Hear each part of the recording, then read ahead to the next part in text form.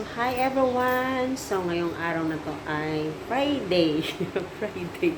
And, nagpapag-grass cutter kami dyan sa labas. At, alam niyo ba, yung nag-grass cutter namin, na natatawa ako kasi sinasabi niya sa akin na first time niya daw gagamit ng ganon. So, hindi pa siya marunong. Tapos, siya yung, syempre, maglilinis doon. So, titingnan natin mamaya kung ano na yung improvement niya doon kasi tatry daw niya kung matatapos yun ng isang araw yung kanyang gagawin.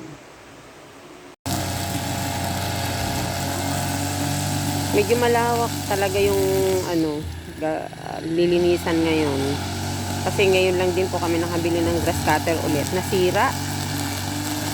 Buti may available ka agad. Ayun, nakaka-utay-utay na nga ako. Ayan, so marunong na. First time niya talaga pong gumamit ng grass cutter. Kaya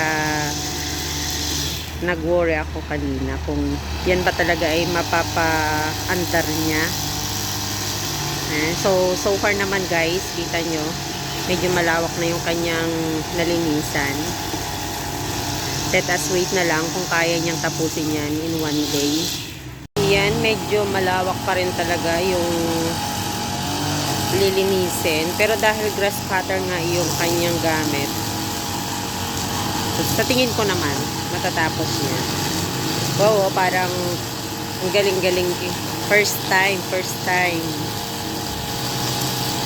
At mukhang nag-i-enjoy siya sa kanyang ginagawa. Go lang! So yun guys, so let's check kung gaano na karami yung or kalawak yung nag-grass cutter ni Kuya. Ayan. So malawak na po at nandun na siya sa dulo. Yung one day challenge po niya ay mukhang mahigit po niya.